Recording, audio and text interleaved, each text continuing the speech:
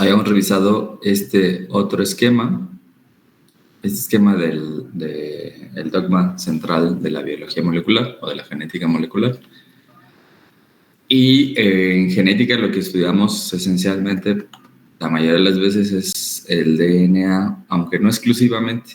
También hay otras enfermedades genéticas que se diagnostican analizando otros metabolitos o proteínas diferentes del DNA. Pero pues la mayoría de las veces se recurre al estudio del DNA. Para eso tenemos la disponibilidad de los estudios de secuenciación, que son los más amplios actualmente en el sentido de la cantidad de información que recogen. Y existen dos modalidades principalmente: la secuenciación de exoma, que son todos los exones del DNA, y la secuenciación de genoma, que son pues la totalidad de la información genética de un individuo. Los otros análisis que aquí les presento de RNA-seq o secuenciación de RNA, la secuenciación de proteínas de alguna matriz biológica, la cromatografía líquida y el MALDI-TOF, son tecnologías que se utilizan, pero en menor medida, la verdad, menos de las veces en realidad. Entonces, lo que se analiza a partir de esos estudios es la variación genética y en qué diferimos unos individuos de otros. Antes se utilizaban términos como mutación y polimorfismo para referirse a los cambios en el DNA, pero hoy se prefiere utilizar los términos variante, que es una diferencia entre la secuencia de una muestra y la secuencia de referencia, o sea, la muestra de un paciente y la referencia del genoma humano. Y el término mutación se sigue utilizando, pero para una variante identificada mediante secuenciación pareada.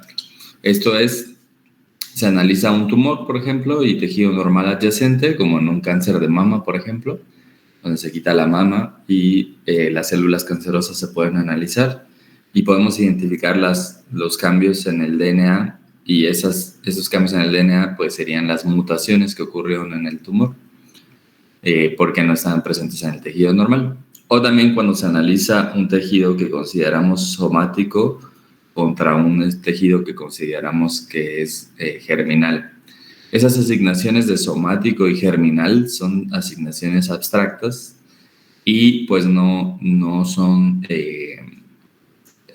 asignaciones que se refieran a un tejido en específico, sino que más bien se refieren a lo que uno considera que podrían estar evaluando. Por ejemplo, en el ensayo de un análisis somático, pues puede ser utilizado como un sinónimo de análisis de un tumor o de tejido de la piel afectado, por ejemplo, con un cambio en la coloración.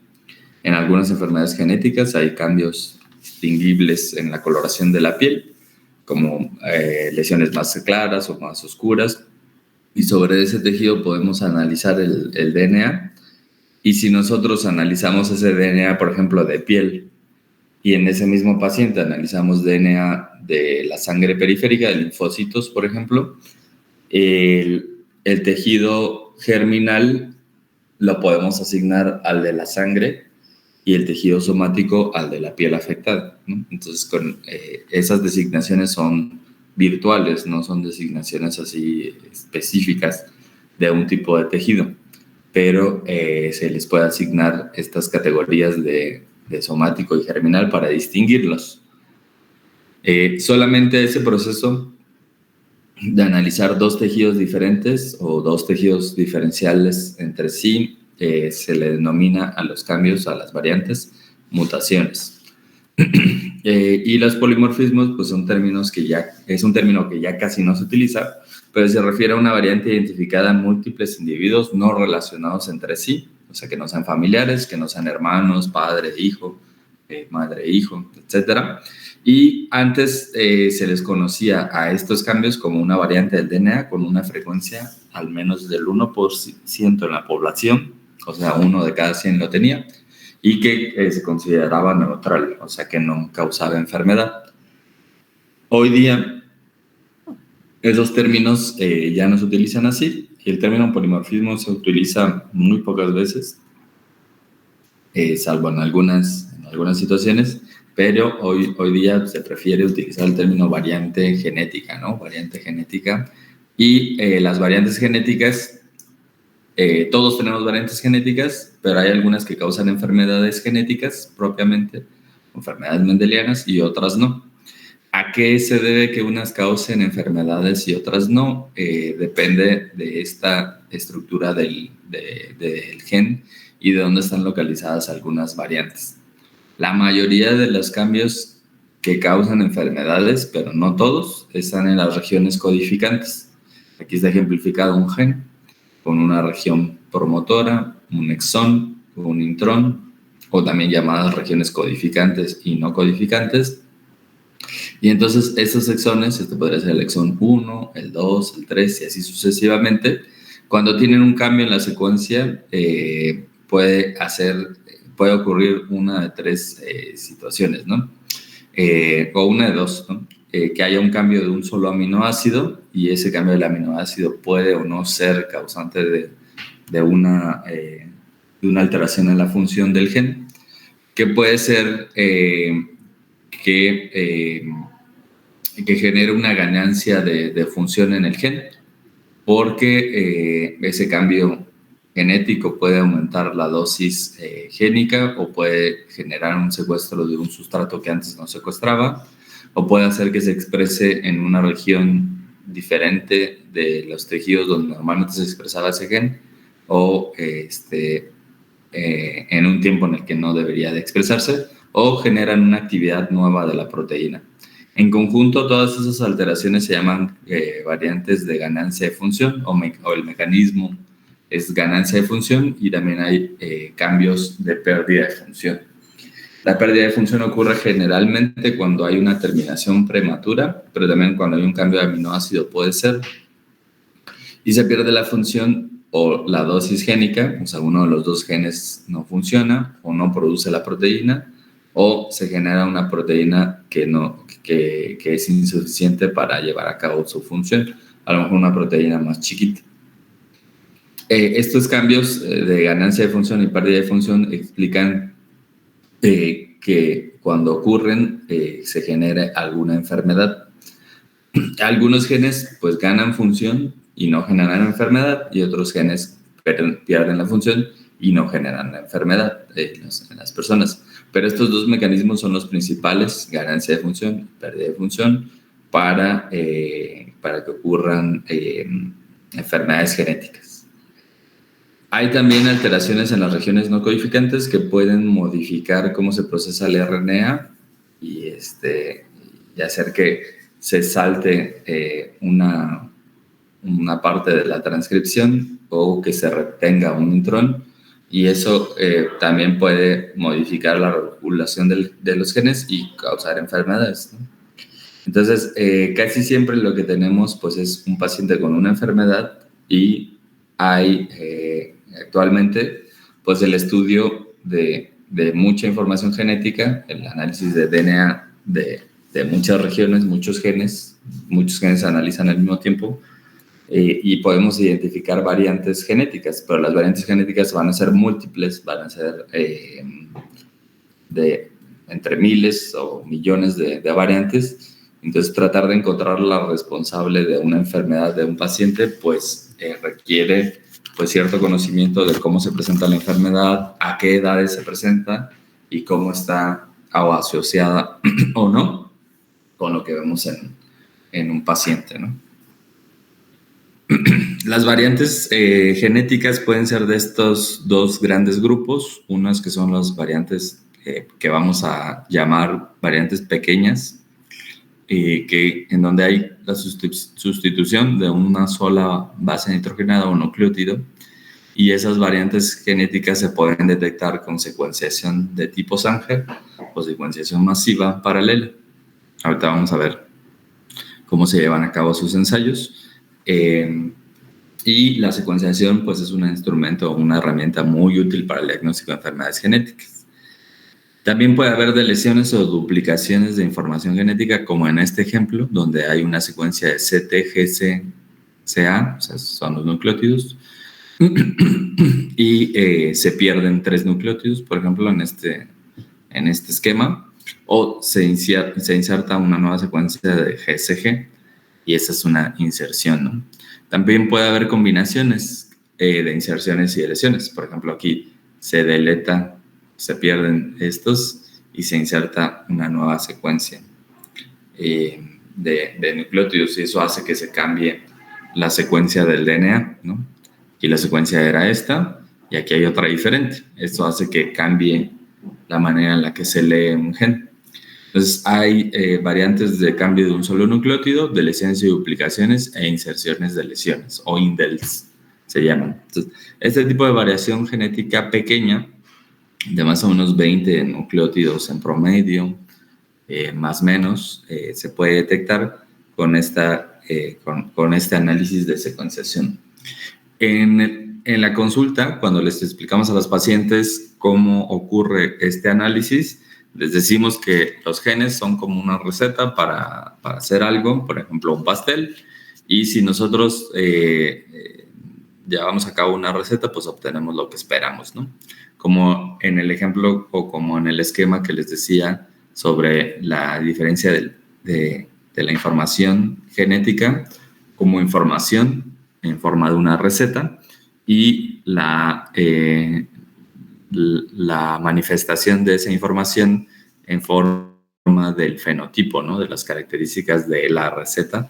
Por ejemplo, la receta para un pastel de limón, pues lleva los ingredientes que se requieren para hacer un pastel de limón propiamente.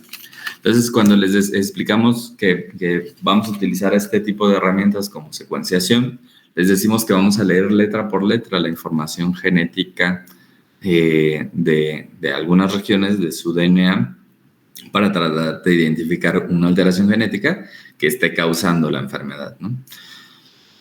Hay otro grupo de alteraciones y por eso están separadas aquí con una raya de color negro, porque se refieren a alteraciones en la secuencia del DNA que son más grandes, que se llaman deleciones o duplicaciones, que pueden ser exónicas o génicas, pero también pueden ser intergénicas o intragénicas, ¿no? O sea, pueden estar en medio de dos genes o pueden estar adentro de un gen. Este tipo de alteraciones genéticas más grandes, esta tecnología de secuenciación de tipo Sanger a veces no las logra detectar, pero en otras ocasiones sí son detectables. La secuenciación masiva paralela, dependiendo de cómo esté construido el análisis genético, detecta la mayoría de las veces las alteraciones o las deleciones o duplicaciones que afectan los exones y a lo mejor un poco más allá de esa información, porque los ensayos están hechos para detectar con mayor posibilidad las alteraciones o los cambios que ocurren dentro de los exones, pero también abarcan una parte del intrón. Entonces, para identificar estas dos tipos de variaciones que se llaman deleciones y duplicaciones, se requiere de alguno de estos ensayos que se llaman en conjunto ensayos de pérdida o ganancia de información genética o material genético o análisis de deleciones o duplicaciones. Y se llaman MLPA, ahorita vamos a ver qué significan esas siglas, microarreglos, o también hay otro ensayo más que se llama PCR cuantitativo. Y hay otros ensayos más para poder detectar ese tipo de alteraciones o también detectar cambios de un solo nucleótido. También se pueden analizar con otras tecnologías, pero esas otras tecnologías son infrecuentes, son poco utilizadas y por eso yo pues no les hablo de esos otros ensayos posibles, porque es muy probable que no los utilicen o no los vean en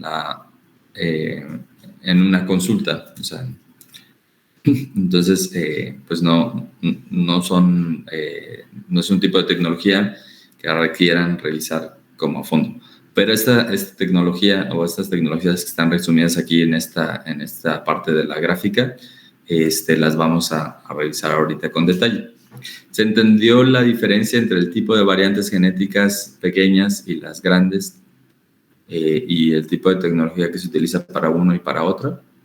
¿O hay alguna duda?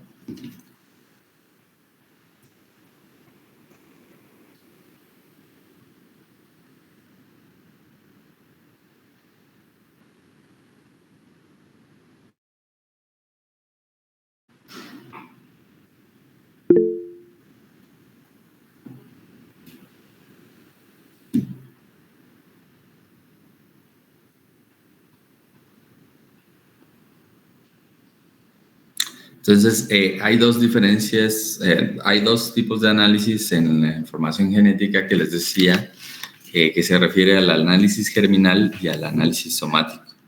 Esa diferencia es bien importante en las pruebas genéticas porque el término somático se utiliza esencialmente para el análisis de tumores, pero también se utiliza para algunas enfermedades genéticas que afectan unos tejidos en específico particular.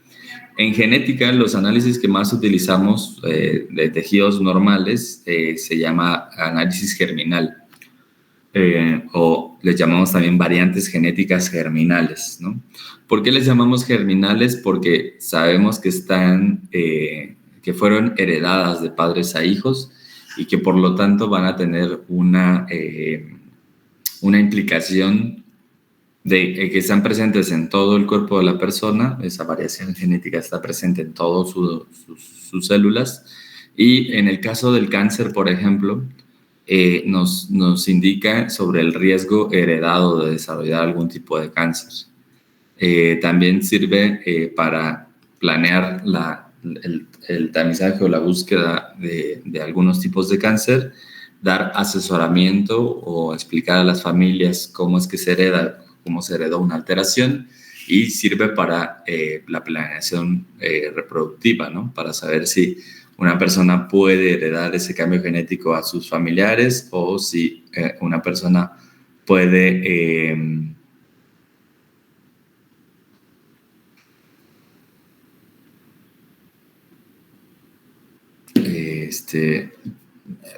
puede tener descendencia sin que se herede esta alteración. O sea, para todo eso sirve el análisis germinal.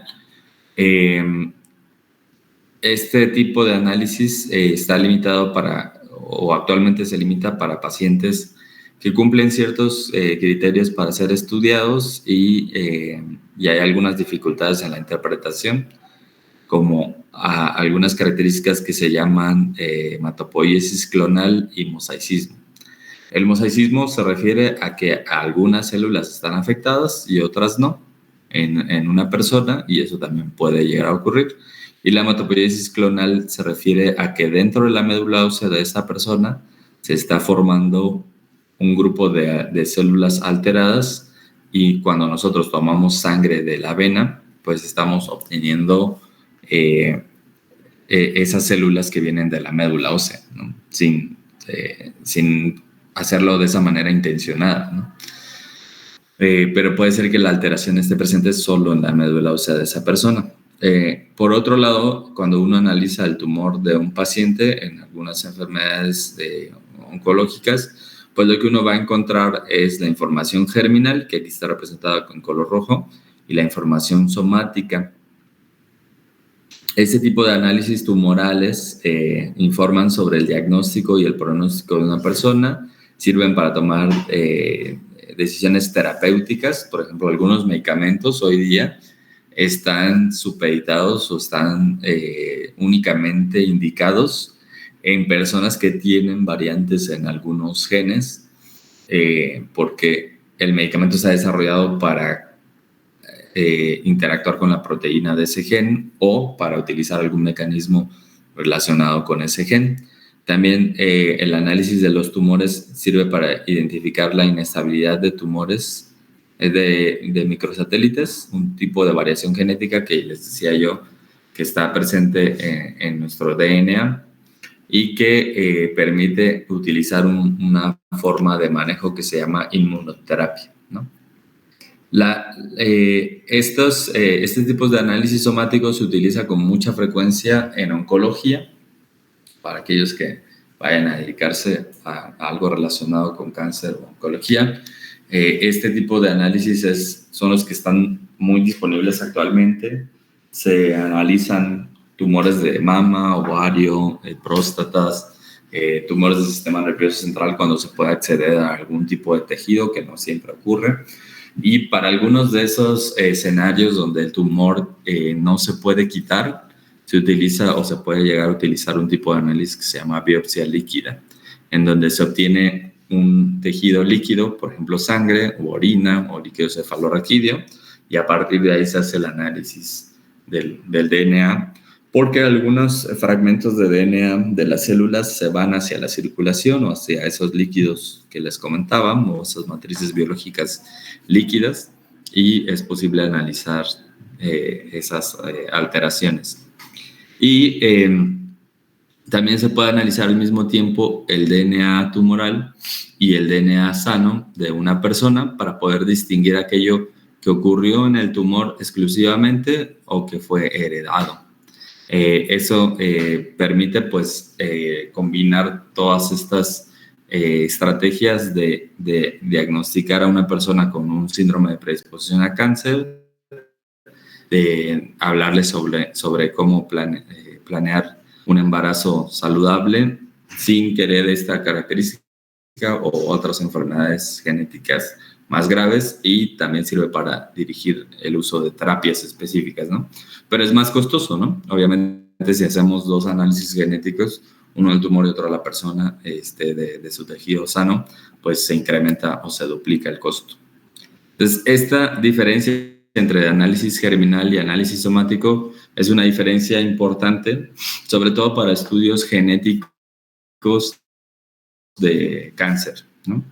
Entonces, es una diferencia que algunos oncólogos están aprendiendo a distinguir entre los estudios genéticos, porque pues consideran que son sinónimos, ¿no? O sea, yo ya le hice una prueba genética a mi paciente y le preguntas qué salió en esa prueba genética. Pues salió un marcador que me dice que le tengo que dar tal medicamento.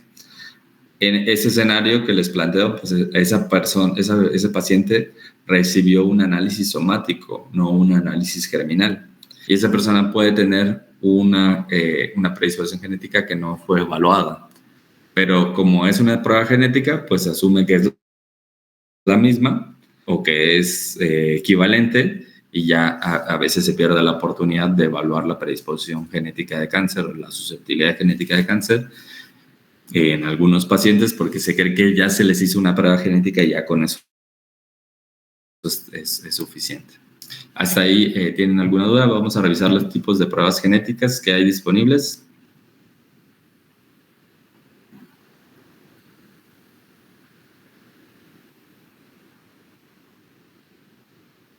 Las pruebas genéticas son diversas, y vamos a comenzar con una herramienta que no es una prueba del análisis del DNA, pero que se utiliza con la consulta, que se llama árbol genealógico. El árbol genealógico es esta herramienta en donde se registran los antecedentes familiares y sirve para orientar y comunicar información para los pacientes, y muchas veces para orientar sobre de quiénes vamos a hacer las pruebas genéticas para elegir a la persona que sea más informativa. Sirve también a veces para identificar el riesgo de recurrencia de una enfermedad, cómo puede llegar a ocurrir en una siguiente ocasión. Y esta herramienta tiene que ser fácil de leer por varios usuarios, tiene validez clínica, y bueno, quien registra los datos tiene la responsabilidad clínica, médica y legal de registrar esa información, pero también los pacientes de comunicarnos la información real, ¿no? La información relacionada con su con sus antecedentes. Algunas personas pues pueden mentir sobre antecedentes o desconocer información acerca de qué ocurre en la familia. Y también es una buena oportunidad para generar educación y promoción de la salud, sobre todo cuando a lo mejor una persona viene a una consulta por talla baja, pero se identifica en el árbol genealógico que además de talla baja hay antecedentes considerables para cáncer, ¿no? Entonces esa oportunidad es útil. A veces la utilizamos inmediatamente y otras veces esperamos un poco a ir, explicándole a la persona sobre el uso de otra tecnología para llegar a un diagnóstico específico, ¿no? El árbol genealógico nos sirve para detectar el modo de herencia de los pacientes. ¿Qué modelos de herencia conoces, Kelly, Cecilia, Blanco, González? No. ¿Perdón? ¿Y cuál es la pregunta? ¿Qué modos de herencia o qué modelos de herencia has leído, escuchado?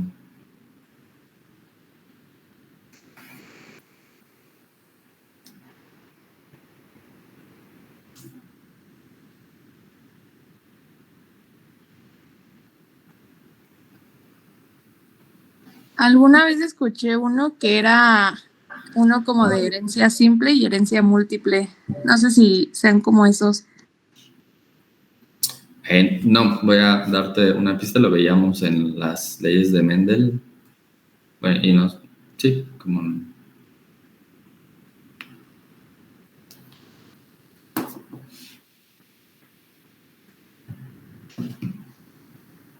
El árbol genealógico justo pues nos sirve para registrar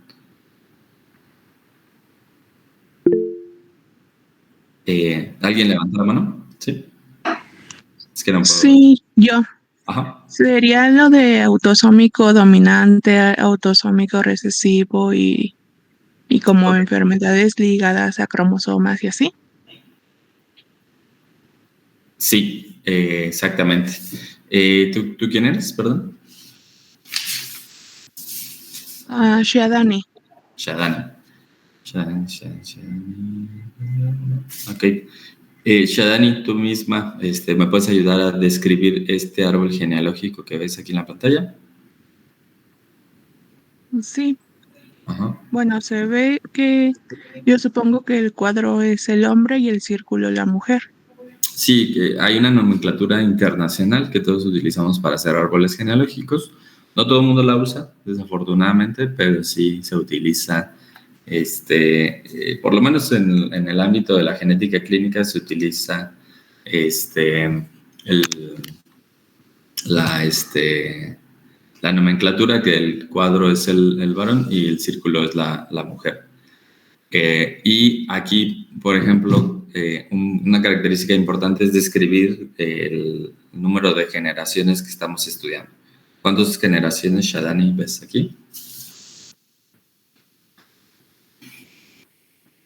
4 generaciones. 1, 2, 3 y 4, correcto. ¿Y qué otra característica ves en este árbol genealógico?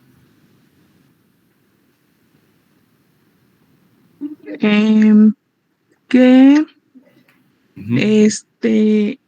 los hijos de la primera generación fueron hombres. Ajá. Y sanos. Ajá. La tercera generación, sí.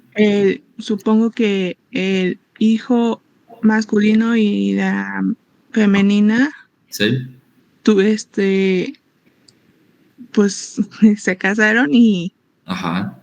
y aparte presentaron alguna como enfermedad. Ajá, aquí está mal representado. En realidad en la nomenclatura tendría que ser un puntito. Llenar la mitad del símbolo no está bien. Tendría que ser un punto. Este árbol está mal, pero tendría que ser un punto. Sí, estos son primos hermanos, ¿no? Sí. Son primos hermanos que esta doble línea aquí representa que tienen eh, Consanguinidad, ¿no? exactamente, y tuvieron hijos, ¿no? Quién sabe si Sí. se casaron por la iglesia, pero bueno, tuvieron descendencia. Entonces, tuvieron cuatro hijos y ¿qué nos puedes decir de ellos? Este, que tres son hombres y una es mujer y dos de ellos presentaron completamente la enfermedad. Ajá, correcto. ¿Y ahí a qué correspondería esto que vemos? ¿A qué modelo de herencia? Al dominante, ¿Alguien más quiere intentar? Muchas gracias, Yadani. ¿Alguien más quiere intentar otra opción de forma de herencia?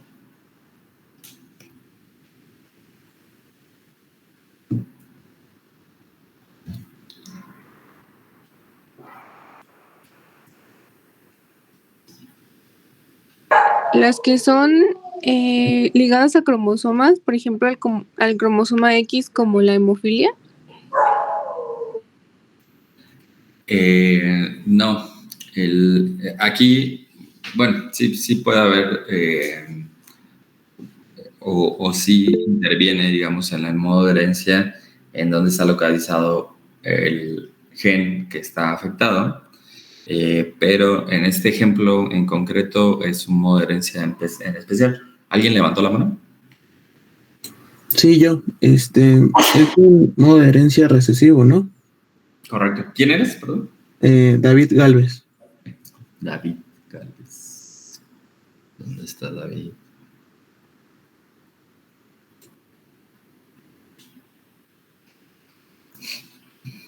Ajá, David Arturo. ¿Por qué? ¿Qué vemos aquí? Porque si fuera dominante, lo tendrían los cuatro. Y si es recesivo, nada más lo tienen cierta cantidad.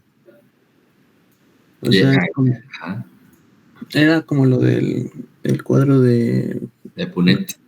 Punnett, de que nos demostraba que como iba por las generaciones y luego era de 1 a 3 iba a presentar tal cosa y así. Esta forma de herencia sí es autosómica recesiva, herencia recesiva, pero no es pero no es una no es la cantidad de personas afectadas.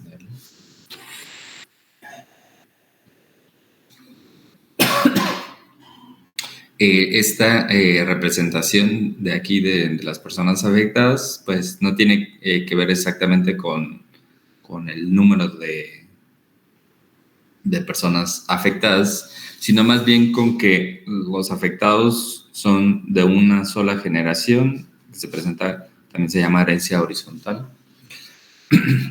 Puede estar afectados hombres y mujeres y los padres son portadores, o sea, no, son sanos, ¿no? En la mayoría de los casos. Y ese porcentaje de personas afectadas en la herencia recesiva es del 25%. La probabilidad de heredar las alteraciones genéticas es del 25%. Y eso es porque, como veíamos en las plantas, cuando hacemos un cuadro de Punnett, así de feo como el que hice, tenemos la posibilidad de heredar de los padres que son portadores una copia del gen afectado. Aquí está representado la A como A mayúscula en el rasgo dominante y la A minúscula como un rasgo recesivo. Y ese podría ser el padre, ¿no? Y la madre, ¿qué genotipo tendría para una enfermedad recesiva?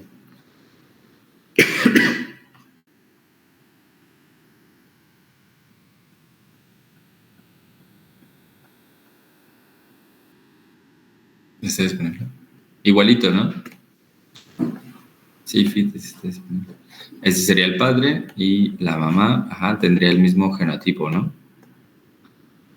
Una A mayúscula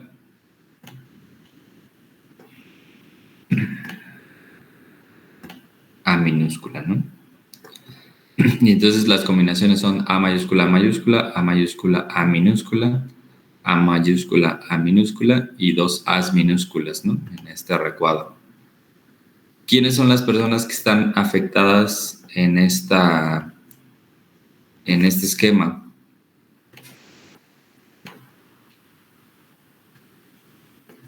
¿Qué combinación de pacientes tienen? No, esta es A mayúscula y minúscula. Tienen la enfermedad.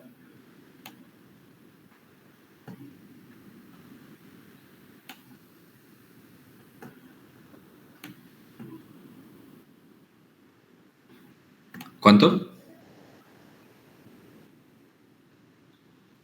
Dijimos que la A minúscula indica el gen recesivo, el gen afectado, y qué personas tendrían únicamente la enfermedad. Todas las que 25, tienen ¿no? la A mayúscula, ¿no? La A minúscula, ¿no? Porque A mayúscula es el gen o el alelo que es dominante, y digamos que ese es el alelo normal o sano, por ponerle un nombre, que no es la mejor forma de decirlo, pero las A mayúsculas representan el gen normal y las A minúsculas representan el gen anormal. Entonces, las personas que van a presentar la enfermedad, por ahí alguien decía, el 25%, son quienes tengan la combinación de las dos A minúsculas, que serían estos dos individuos. Aquí pues no representan el 25% de los hijos, y eso sucede en la consulta y en la vida real. No necesariamente el 25% de los hijos van a estar afectados, ¿no? O sea, no quiere decir que si tienen 4 hijos y los 3 primeros nacieron sanos, el cuarto le toca estar enfermo. O sea, no sucede así. Esa probabilidad se juega o se barajea o se corre cada vez que se logra un embarazo. Hay familias que tienen 4 hijos y los 4 están afectados porque todas las veces la probabilidad fue del 25% en cada embarazo, y todas las veces se logró ese 25%, ¿no? Por casualidad un poco, y a veces por algunos factores biológicos específicos, pero a lo que se sabe actualmente, pues es que no hay una razón particular o especial para que sea de otra manera, ¿no? Entonces, este es el modo de herencia recesiva, y fíjense todo lo que Shadan y sus demás compañeros nos pudieron contar acerca de solamente un esquema de palitos y bolitas y recuadros, que nos sirve con mucha facilidad para identificar la historia familiar de una persona, ¿no?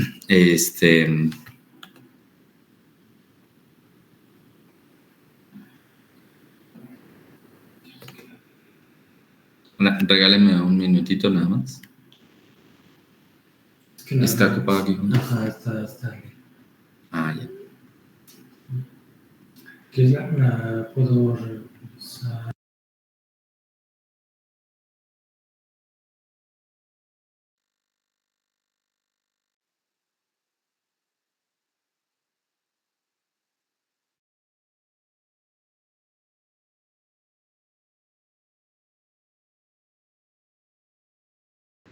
Salir de ahí del consultorio.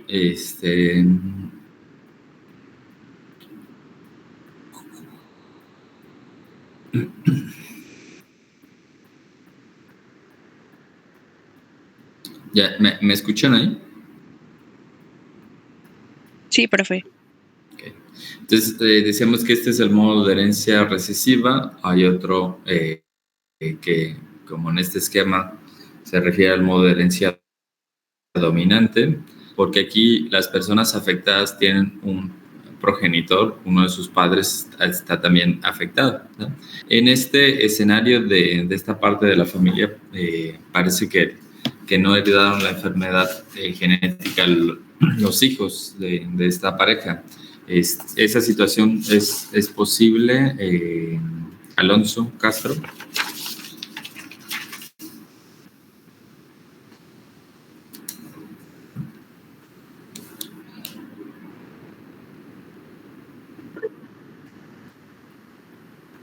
Creo que sí tiene el micrófono, Alonso.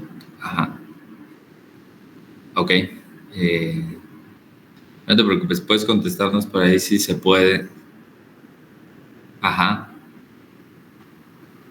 ¿Por qué? ¿Qué es lo que ocurre? Ajá. La pregunta era si se puede ocurrir esta situación donde una persona con la enfermedad genética de herencia autosómica dominante no lo herede a sus hijos. ¿O alguien más nos puede ayudar a contestar esa pregunta?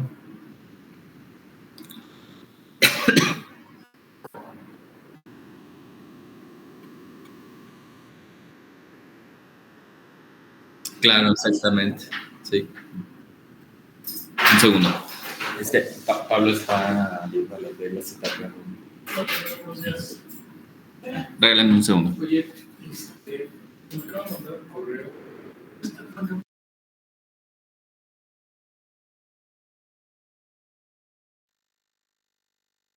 Que entonces puede ocurrir esa situación. Dice, claro que sí, incluso puede pasar de generación. En realidad puede no heredarse porque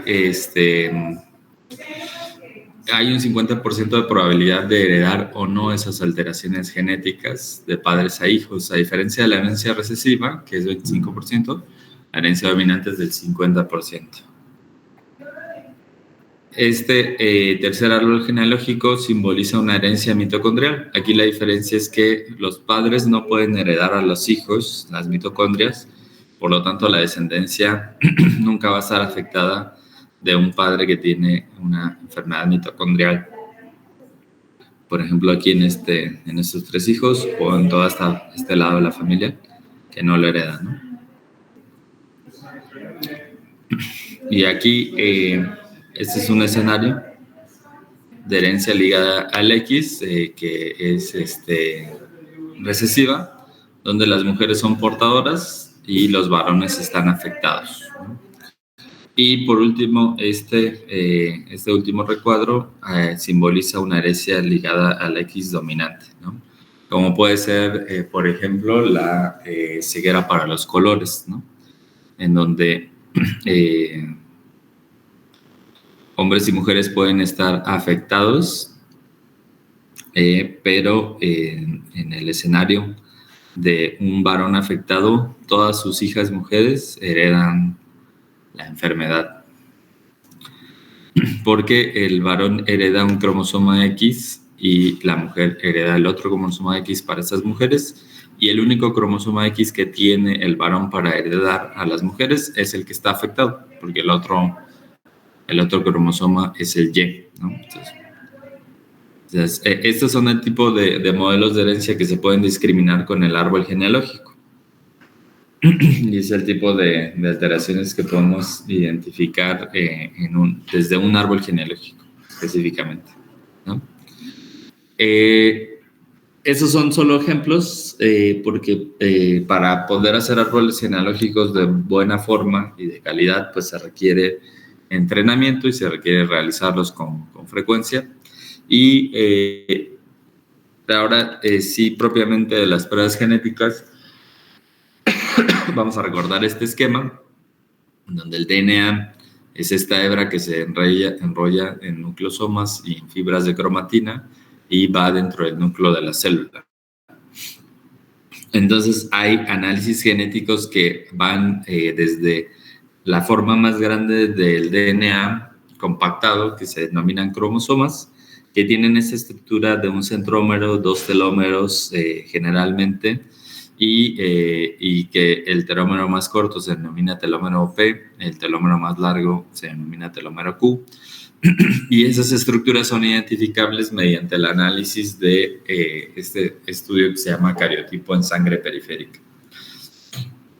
El cariotipo en sangre periférica puede identificar alteraciones de más de 3 a 5 megabases o millones de bases, porque el análisis pues, es específico de estas estructuras que son los cromosomas metafásicos, y que tienen esta forma, ¿no? Los cromosomas se alinean o se numeran de acuerdo al tamaño y a su estructura y a estas banditas que se marcan, y pueden detectarse alteraciones como trisomía 21, donde hay un cromosoma extra aquí en el par 21, y ese tipo de alteraciones numéricas y también estructurales pueden detectarse con esta herramienta del cariotipo. El siguiente análisis en resolución son los microarreglos cromosómicos o cariotipo molecular también se denomina.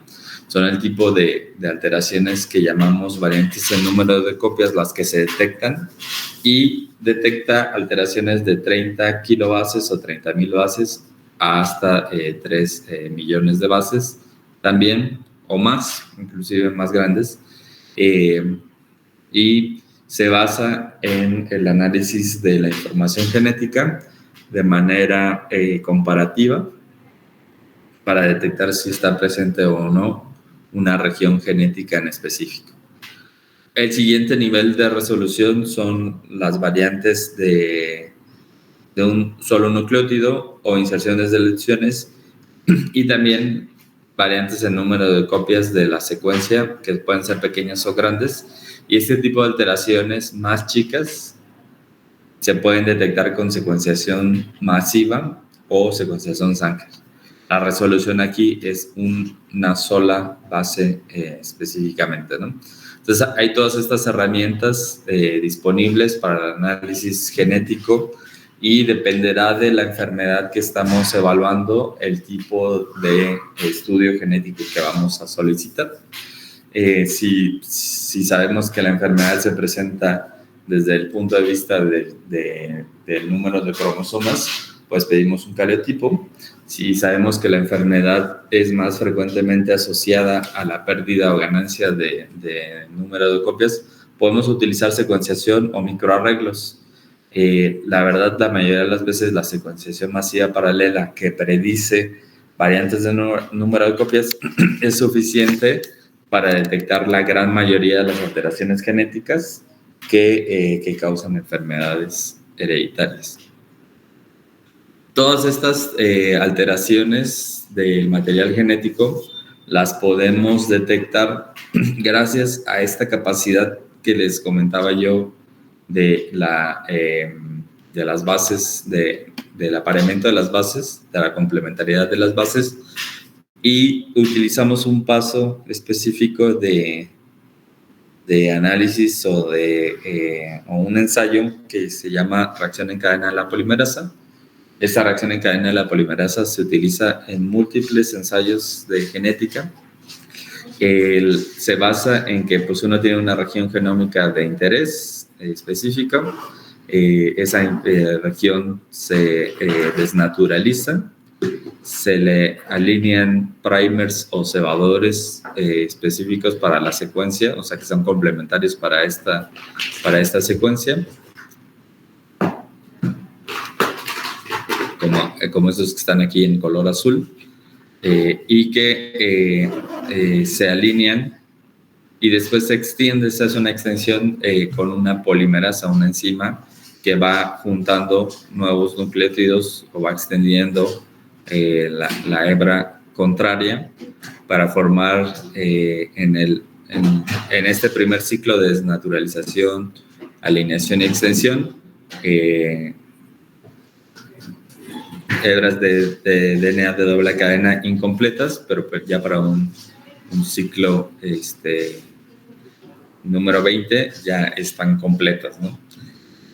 Este paso en algunos ensayos pues sirve para que si tenemos poca cantidad de DNA de la persona podamos tener un mayor número de material genético y podamos enriquecer la muestra. Uno de los ensayos que les comentaba para análisis de número de copias se llama MLPA, que es la verificación de sondas dependiente de ligación múltiple, y que se basa también en esta capacidad del DNA que nos interesa de ser desnaturalizado y al que se le unen estas estructuras de sondas de oligonucleótidos, cebadores de identificadores y tinción fluorescente, ¿no? A este DNA se le unen esas sondas, les llamamos sondas, que es este término de proof en inglés, es una sonda. Se unen las sondas y si están en contigüidad, una enzima que es una ligasa, las une entre sí y se genera un fragmento marcador como que tiene una fluorescencia acoplada. Después esa fluorescencia, esa hebra se amplifica por una PCR, como la que les enseñaba previamente, y se puede medir la cantidad de fluorescencia. Si aquí falta un fragmento en el DNA que nos interesa, estas ondas no se pegan y nos indican que hay una pérdida de información. Si hay una fluorescencia aumentada, es porque se unieron más de las que en número correspondiente tendría que haberse juntado. Por ejemplo, si fueran 5 y se obtienen 10, pues es el doble. Y a eso se interpreta como una duplicación. Si tendrían que unirse 5 y solo se une una o ninguna, pues ahí quiere decir que hay una deleción, ¿no? Entonces se mide la cantidad de regiones genéticas y se puede identificar si hay ganancias o pérdidas de información genética con este ensayo. El siguiente análisis es la secuenciación de tipo Sanger, que es un análisis en donde se lee la secuencia específica del DNA. Una vez más, pues se tiene una región genética que se va a secuenciar, se desnaturaliza, o sea, se separan las 2 hebras de DNA y se van uniendo los nucleótidos en secuencia hasta que llega a un punto en donde se termina la secuencia porque se une un nucleótido que está modificado para terminar la secuencia, pero además puede ir marcado en este ejemplo de secuenciación en gel de acrilamida como un terminador con radioactividad, pero actualmente se utilizan terminadores marcados con sondas fluorescentes, ¿no? Y entonces en este proceso de secuenciación se utiliza una polimerasa que una vez que encuentra un ribonucleótido modificado que se llama dideoxirribonucleótido, se termina la amplificación y ahí corta la amplificación, ¿no? Y entonces esta secuenciación en estos pasos se denomina también secuenciación automatizada porque se puede leer esta información en un ensayo acoplado a una electroforesis o a un paso de estas moléculas por un capilar. Ese capilar acomoda las moléculas como en un orden y van pasando en orden y se van leyendo. Esa lectura se va registrando en un electroferograma, ¿no? Entonces aquí se pueden ir leyendo la secuencia C, T, G, C por los tipos de nucleótidos que están representados aquí también, porque pasan esos fragmentos de DNA a través de este capilar y se van leyendo con un láser. Entonces se va determinando la secuencia de este fragmento de DNA. Ese fragmento de DNA es el que nos interesaba leer en un paciente. Antes se hacía con esta otra tecnología que termina la secuencia y esos fragmentos se corren en un gel, se ponen todos juntos, dependiendo del nucleótido que se está evaluando, y se les aplica una corriente y entonces pasan o se mueven hacia el lugar del cátodo de la región positiva. Entonces, esos fragmentos de DNA se movilizan y se pueden ir leyendo en su secuencia, como en este ejemplo. Esa es una secuenciación en un gel de acrilamida y esta es una secuenciación automatizada en electroforesis capilar. ¿Alguien tenía una duda? Yo, ¿sí me escuchó? Sí, te escucho. Este tipo de secuenciación son los que manejan, por ejemplo, en el programa de NCBI. NCBI es... Sí. NCBI son las siglas para la Biblioteca Nacional el Centro de Bioinformática de Estados Unidos, que es como si fuera el Instituto Nacional de Salud Pública acá en México, como si fuera el INMEGEN, por ejemplo, que es una institución que tiene diferentes proyectos, ¿no? NCBI es como una institución. Entonces, sí, pues en cierta medida sí, la secuenciación de este tipo se utilizó originalmente para secuenciar o para hacer el proyecto del genoma humano. A lo mejor por ahí va tu pregunta.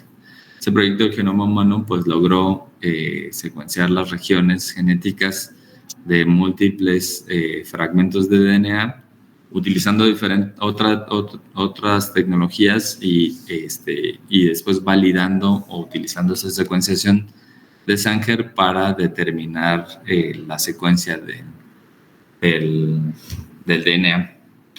Esta secuenciación es la que se utiliza todavía para diagnóstico de algunas enfermedades genéticas, sobre todo de variaciones o de cambios genéticos que sabemos que la causa la mayoría de las veces va a estar en un fragmento pequeño de DNA. No tenemos que analizar o todo el gen o muchos genes al mismo tiempo. No sé si por ahí va tu duda. Sí, es que ya apenas recordaba dónde lo había visto, ¿no? Y también se llama el observador, ¿no? Pero ya como tal, aquí ya puedes buscar como tal la patología y ya te muestra, ¿no? Dónde está la sección, ¿no? Sí, con esta tecnología pues podemos analizar un fragmento de DNA en específico que nos interesa, ¿no? Por ejemplo, en achondroplasia, la mutación o la variante, genética más frecuente es un cambio de glicina por me parece por arginina en la posición 380. Entonces, ese cambio genético, ese cambio de aminoácidos, pues corresponde a un cambio de nucleótidos específico, y que el 95%, 99% me parece de las veces es un cambio de un solo nucleótido. Entonces, leyendo ese fragmento de DNA, o sea, pensemos que en este fragmento está el gen FGFR3, que es el que causa achondroplasia, pues con este ensayo podemos estudiar esa enfermedad en específico y diagnosticar a la mayoría, si no es que a casi todos los pacientes con achondroplasia, ¿no? Pero hay otras formas de enfermedades genéticas que tienen heterogeneidad genética, en donde hay que analizar múltiples genes al mismo tiempo. ¿Se entendió entonces en general este tipo de secuenciación?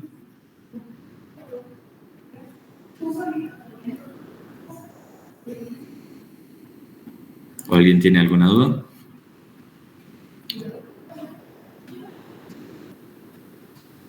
Por último, la secuenciación masiva paralela o de siguiente generación también utiliza DNA genómico. O sea, esta es la totalidad del DNA de una muestra de sangre, por ejemplo, que se fragmenta en pedacitos de 200 a 500 pares de bases, a la que se le unen, o sea, ese es el fragmento de DNA, y se desnaturaliza igual y se le unen unos adaptadores específicos que hacen que pueda unirse sobre de una celda de flujo, una flow cell, para formar estos como cepillitos así sobre toda esta estructura, por esta capacidad de tener la unión de estos adaptadores. Eso lo hace una enzima en específico que logra unir este fragmento de DNA de la persona con esos adaptadores que nos interesan para llevar a cabo esta formación. Regálenme un segundito.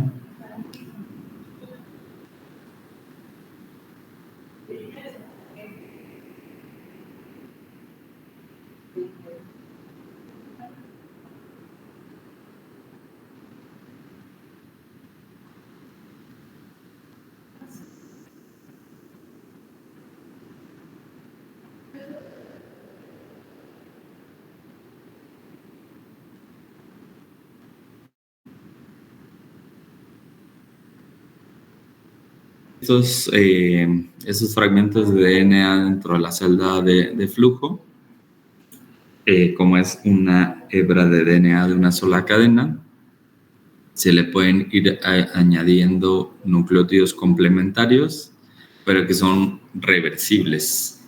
A diferencia de estos otros que eran de terminación, que aquí acaba, una vez que se une el marcador fluorescente, estos son reversibles porque pueden comenzar la síntesis, detenerse y después con un paso aquí de reversión tienen la capacidad de unir un nuevo nucleótido consecuentemente.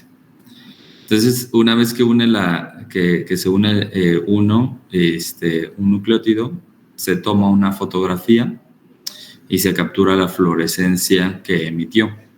Entonces, eso genera múltiples fotografías de la información de cada fragmento de DNA que están en estas celdas, y todos esos datos de las fotografías se transforman en un grupo de archivos bioinformáticos de la secuencia del DNA en estos fragmentos de DNA que están aquí unidos.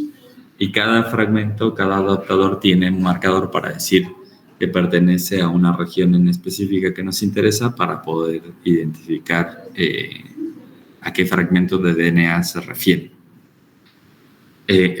Como se podrán imaginar, pues las fotografías pesan una buena cantidad de megabases y después, mediante un procesamiento bioinformático, se obtienen los cambios del DNA específicos que nos interesan. Y esos archivos de información de las variantes son los que después son analizados.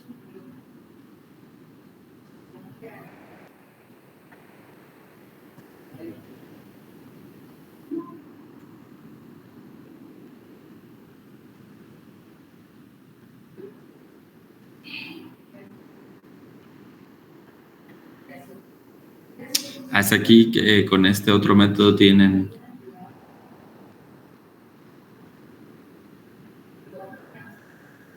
alguna duda?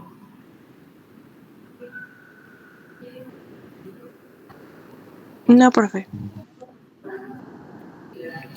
Muy bien. Con esta pues hemos terminado las pruebas genéticas disponibles. Y la siguiente semana, el viernes, tendríamos el examen de estas clases que hemos revisado. Sí. Andrea. Sí, profe. Tuve una situación. Yo entré a su clase a las 8:50 porque se me fue la luz en mi casa. Entonces, Okay. No sé si pasó lista o cómo se puede hacer. Ajá. ¿Cuál es tu número completo? Martínez Sandoval, Andrea Paola. Ok. Listo. Gracias, profe. Sí, ¿quién más? Buenos días, Doc. Yo también entré un poquito después de que pasó lista. ¿Tú eres? Recuérdame tu nombre. Ramiro Jorge María Guadalupe, 6 del 6 PP12. Ok, sí. Listo. Gracias, Doc. Sí, ¿de qué? Sí, yo también entré después, pero creo que le avisaron, profe. Shadani. Ah, sí, está bien. ¿Falta alguien más? María Guadalupe Paciendo Jaime. ¿Se conectó? No. Ah, Sí, Doc, sí me conecté, pero estoy desde la computadora de Yomara. de llamada. Sí, Yomara Alvarado. Es que estamos tomando clase juntas. Ah, ok. ¿Eres Paciendo Jaime María Guadalupe? Sí, Ok. ¿Y Tania Jazmín Benavides Bernal? ¿Se conectó?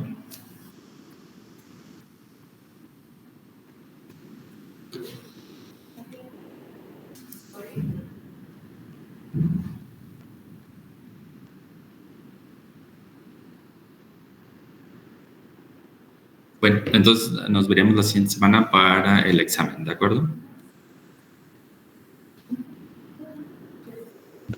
Sí, profe, gracias. A ustedes. Hasta luego. gracias, doctor.